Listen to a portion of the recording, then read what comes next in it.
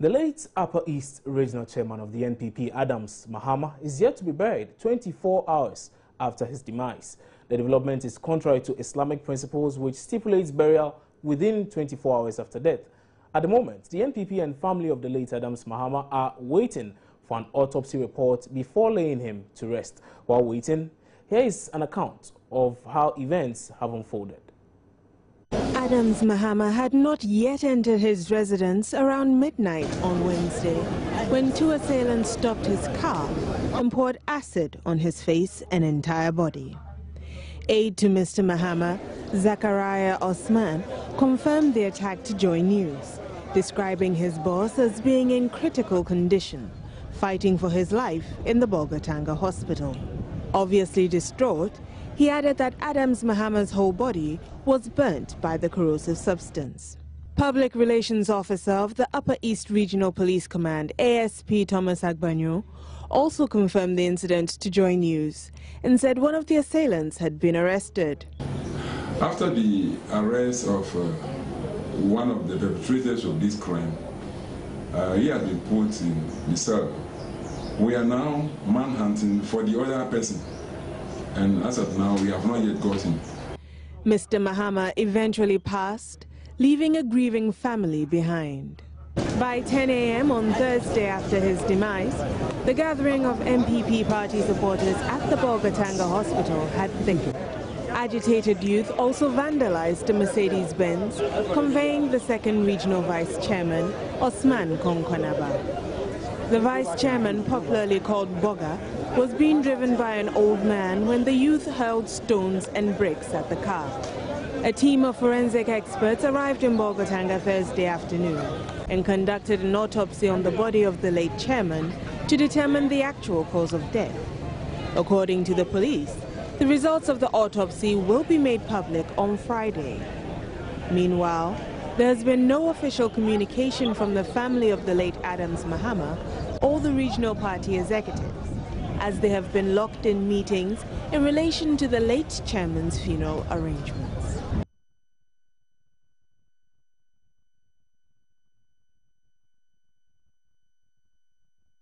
Meanwhile, the National Nasara coordinator of the new Patriotic Party, Kamaldeen Abdallah, says he warned the party's Upper East Regional Chair, Adams Mahama, some hours before the attack on him. According to him, he had picked up information that the party's Upper East Regional Chair and a few others had incurred the wrath of certain people following recent happenings in the party, hence the need for him to be careful. He's been telling my colleague Roland Walker more on the AM show. For the unfortunate incident. You mean the evening of the evening of the unfortunate incident? I spoke to him. I think at about between 3:44 p.m. thereabout. He called me actually, then to have a discussion on some issues.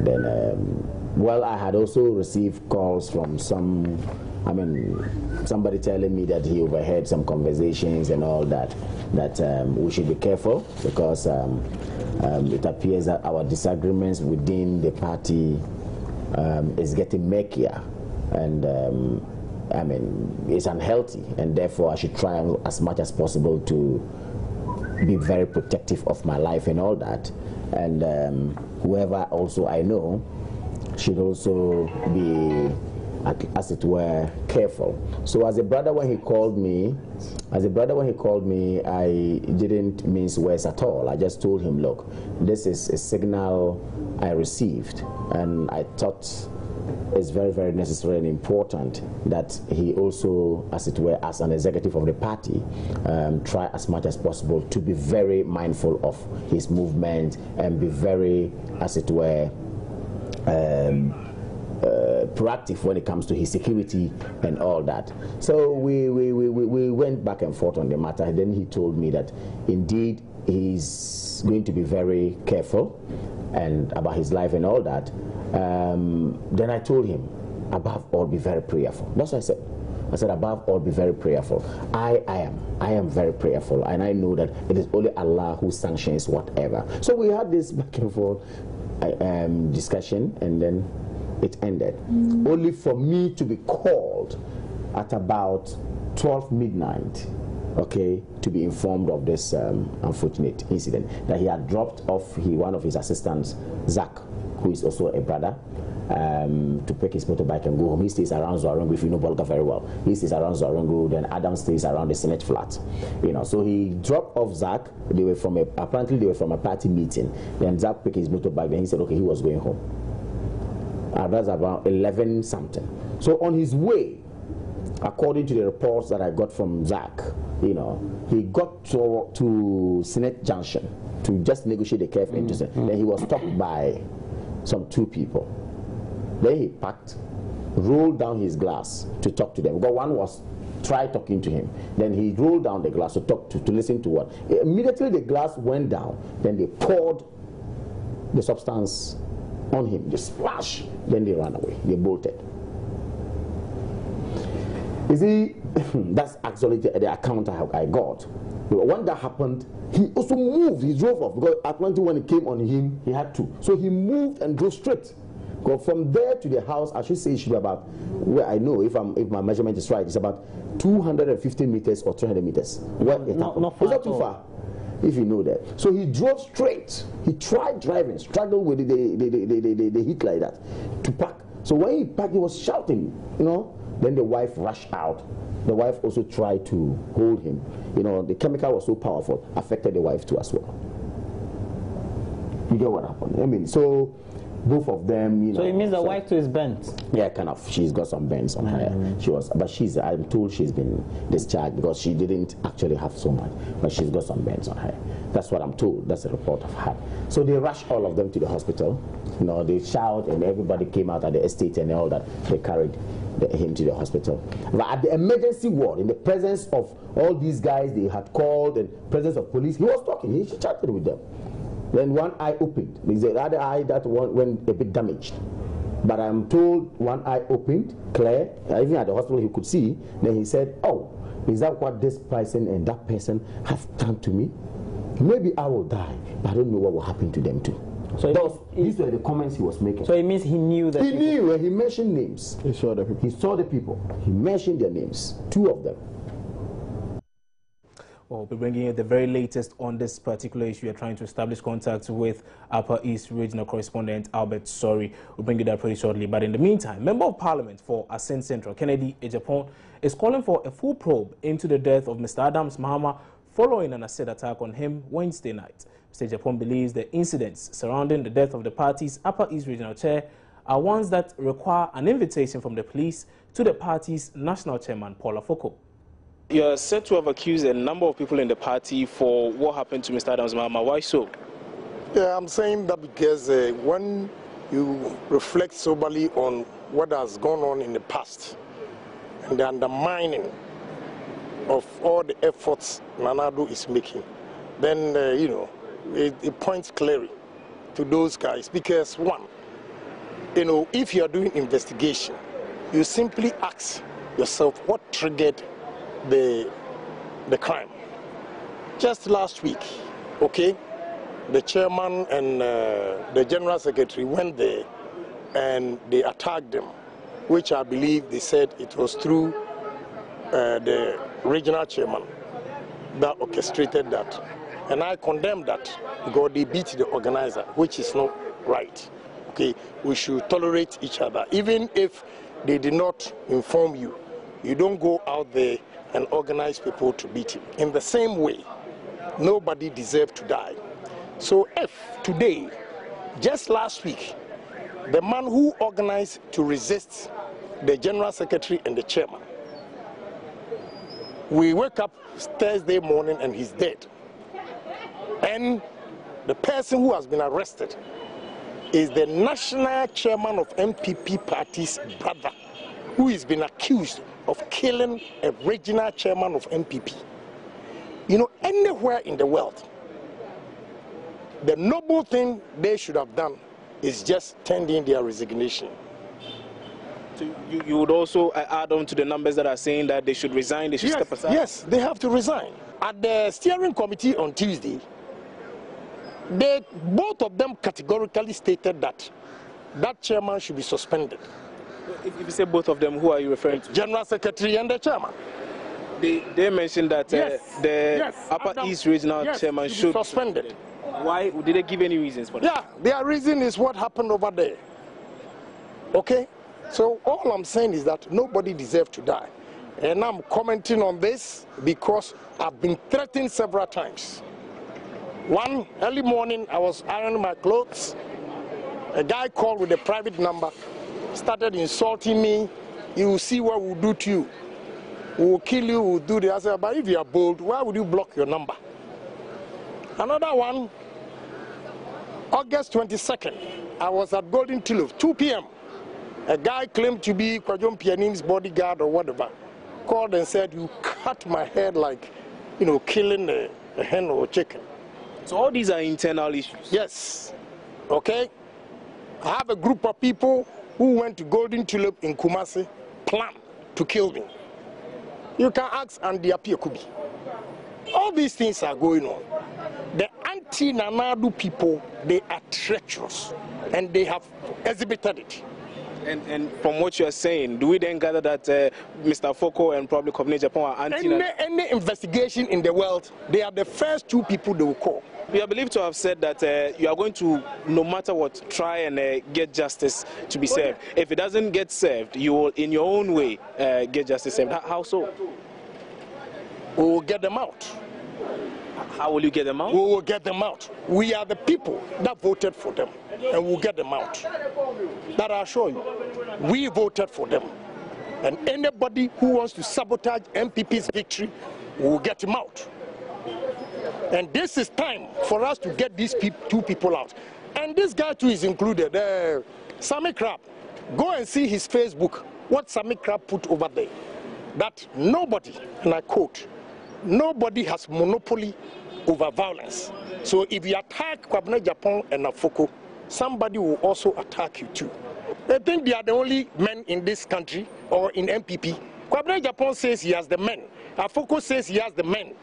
We will see. If we don't get justice in this party, we'll see what we will get justice. Well, that was Member of Parliament for Asin Central Kwabena Kennedy Ejapon, I beg your pardon there. Let's cross over now to the Upper East region. But the results of a police autopsy report to ascertain the actual cause of the death of the Upper East Regional Chairman of the NPP, Adams Mahama, will be made public later today. Mr. Mahama died Thursday morning at the Bogatanga Hospital, where he was receiving treatment following an acid attack on him Wednesday night. Joining us on the line now with the very latest on this is our correspondent, Albert. Sorry.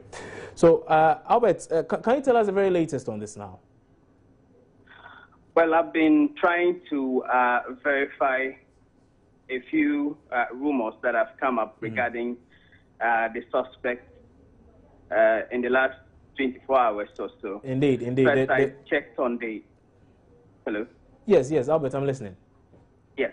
So, first, I've tried to cross-check with the police PRO on the results of the autopsy report, which he indicated today may be made public. And he says that, well, the pathologist in charge of that autopsy thinks that they have to present the results to the family first.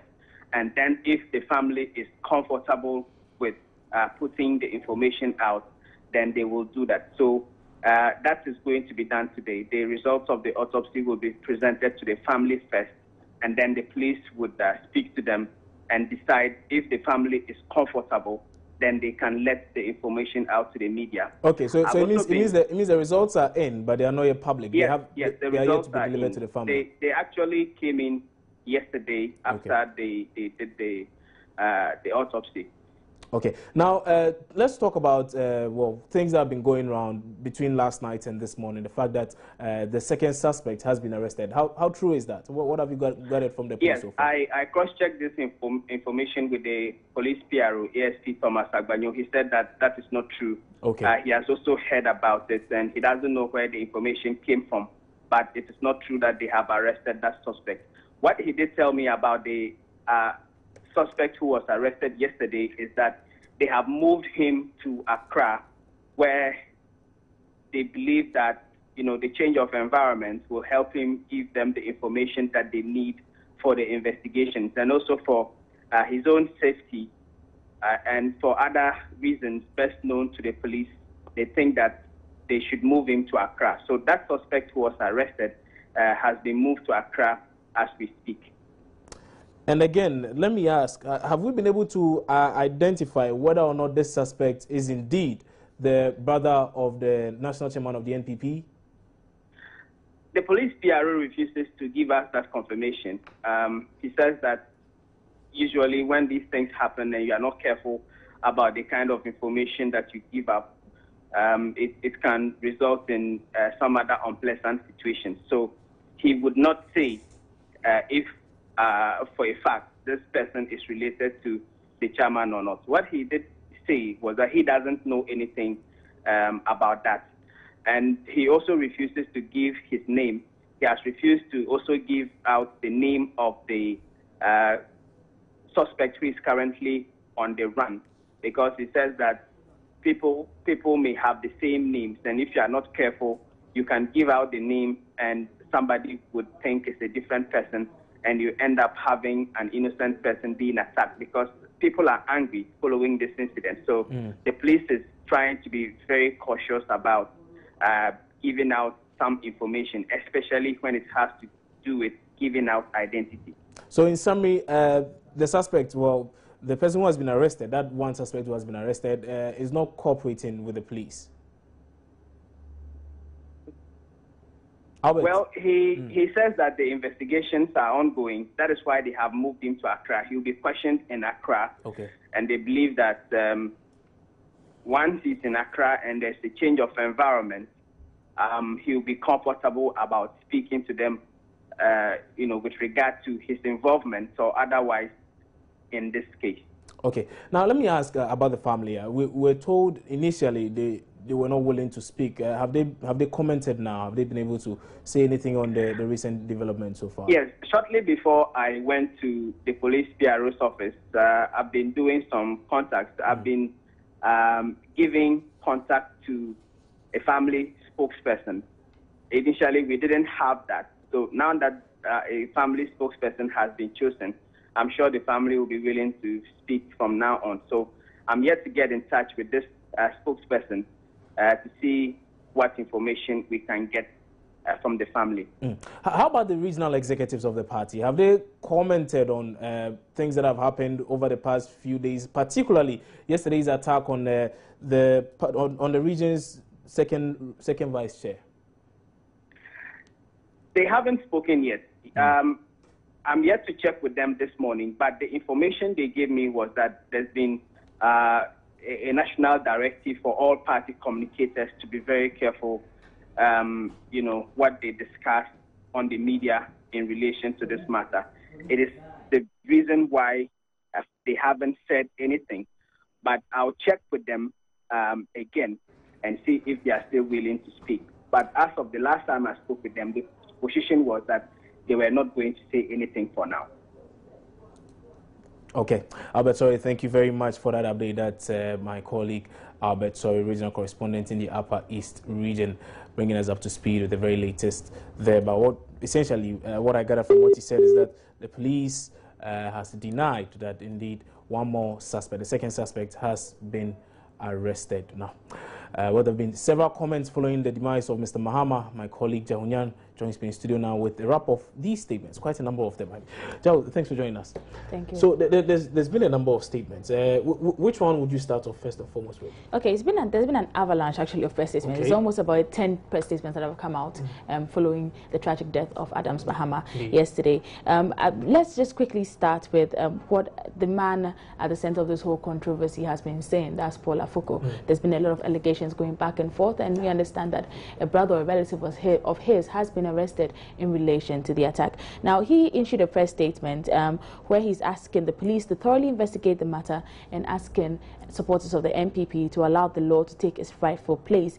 He's also saying that he's denying rumors that he masterminded the acid attack against the party's Upper East Regional Chairman, Adams Mahama, resulting in his untimely death. Let me read a little bit, an excerpt from his statement. And he's saying, to quote, "I absolutely condemn the attack and wholeheartedly endorse police investigations into the matter. Whoever was responsible must be made to face the full rigors of the law. He also insists that consistently he has championed the cause of unity within the party, and he has urged party faithful to avoid division. So that is a statement from Paul Afoko. Okay. We've also had a statement from the NPP itself, in the person of its General Secretary, Kobna Ejapon. Yes, and he's saying that the NPP is shocked and saddened by the acid attack against the Upper East Regional Chairman, Mr. Adams Mahama, which took place yesterday night at Bolgatanga. He says they mourn and stand together with the family of the departed patriot in this moment of shock and grief. He also condemned the criminal act and also called on the police service to quickly wrap up investigations so that those that are responsible will be made to face the law. We also have a statement from the flag bearer. Flag bearer is Nana Dankwe Kufado, and his is more giving us information on what he's going to do. Okay. He's actually on a trip. He was on a trip in Europe when this news broke, and he says he's cutting his trip short.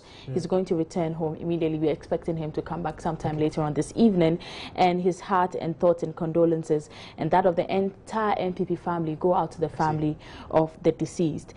He's calling on them to stand together at this time, and that supporters and members should remain calm at the time of great loss. That is one message that seems to run through a lot of statements from the leaders. Indeed. Calling on supporters to remain calm. I'm sure the content will be same for the messages from Alan Kojo Chairman, the NDC, the PPP, and in fact, His Excellency John Ejekunkofor as well. Yes, they're all calling on the fact that party support should remain calm. I think the fear of reprisal attacks is quite high, and so the leaders are trying to at least band together and make sure that no one tries to take the law into their own hands. And I think they think all this hinges on the fact that supporters should be able to see that the police are investigating this and making this case or resolving this case a matter of priority for the police. Interestingly, though, it's not just about party politics when it comes to statements. The EC also the Electoral Commission has also come out with a statement, and this death obviously has sort of changed the with the political landscape of the country. So there was a scheduled IPAC meeting, that was supposed to be held, and the commission is saying that it deeply regrets that it has to postpone it. And at this moment, a new date hasn't been set, but a new date to be announced later. That was a statement signed by the Deputy Chairman in charge of operations, Amadou Sile. And the meeting was actually supposed to address issues with the EC voter registration that political parties kicked against when it started last week. Okay, Jaunyan, thank you very much for that. That was my colleague Jaunyan right here at Joe News. Now, General Secretary of the ruling NDC, Johnson Esiedun Ketia, has blamed the ongoing unrest within the opposition New Patriotic Party on disregard for the rule of law. Speaking on Joy FM Super Morning Show, Esiedun Ketia posited the rule of personality has been condoned for far too long in the party and must be discouraged. But Member of Parliament for Menchia South, Dr. Matthew Pokupempe, rebutted the NDC has no moral justification to call the NPP to order. Cannot sweep under the carpet the fact that what is happening in NPP is not amusing to majority of NPP members. You yourself told us about volunteers who have gone to the party and so on. They are hurt. They want to see their party united behind their flag bearer, and so that they can pursue their programs. So they are frustrated that that is not happening. And that is the reaction you get from the ordinary party members. So if we continue hiding our heads in the sand, thinking that, oh, this is normal political activity, it can happen in any other party, then I'm sorry, we are not dealing with the issues. Why is it that individuals in the party at the various levels are issuing statements condemning this? Why is there reprisal attacks and so on? So it is telling you that if they are not careful, rule of law will break down in the internal affairs of the party. And that is dangerous for all of us, not even NPP alone. If there's an organization and they cannot stick to their rules, then it generates a problem. And so I think the beginning point is for them to insist on rule of law within their party. I mean rule of their party constitution. From outside, I see that there appears to be rule of personalities within NPP at this stage. They should all come together and move away from that one, and then insist that the constitution be obeyed. Whoever else gets God. And I think that will be a very good beginning point. We're going to come to Dr. Opoku for some more insights on how this killing has affected the party. But I noticed you shake your head a few times while you were listening to what Mr. Sidru Nketia was saying. I mean, what he's calling for is some order. Is there anything wrong with that? You know, it is very, very easy to kick somebody who is down. But I will not sit here, even though I support what my senior brother has said in toto. And senior MP. And senior colleague, to support his, to give me a below-the-belt jab on political tolerance from General Sidru Nketia. It's really, really low. I wish I could go into my element. If there was anything called intolerance introduced into the body politics since 1979, it is from no other than this group of people. They've brought up a generation of intolerance in this country, with total disrespect to the elderly, non-acceptance of people who defy their opinion, the culture of impunity. Look, my brother, I don't support a single thing that is happening in Upper East. I feel that those who have been arrested, if found guilty, should be used as an example. I want to see what has happened in Upper East as a watershed moment in our political discourse in this country. We cannot continue. We cannot allow difference of opinions to degenerate into threats of people's personal life, in maiming and disabling people. Look, the first political assassination that happened under the 1992 Constitution happened to a regional chairman. He was smoked to death. The NDC had to organize themselves to try and ship him abroad, and I think he died around being transferred abroad to Germany or somewhere like that. He was a Western regional chairman of a political party. A DCE was killed. The police has ignored it in Nkwanta. There were live shots of people shooting into a crowd in Chereponi. Nobody has done anything about it. People drove over into a crowd in Akwetia. Nothing happened. MPs were stoned. The former general secretary of the party was chased out of a police station in Akwetia. In Atiwa, people who ran over with their vehicles over human beings as if they were fodder. Nothing happened. In my own constituency, Menchia, by name, he, my senior brother, had to call to national security. He doesn't know that I know. To caution them that, look, let not this political intolerance continue. What is happening in Menchia has a potential of erupting into something in Ghana. He went to national security. He doesn't know that I know. Taking a break here on News Desk. We'll be back shortly with some more. Stay tuned.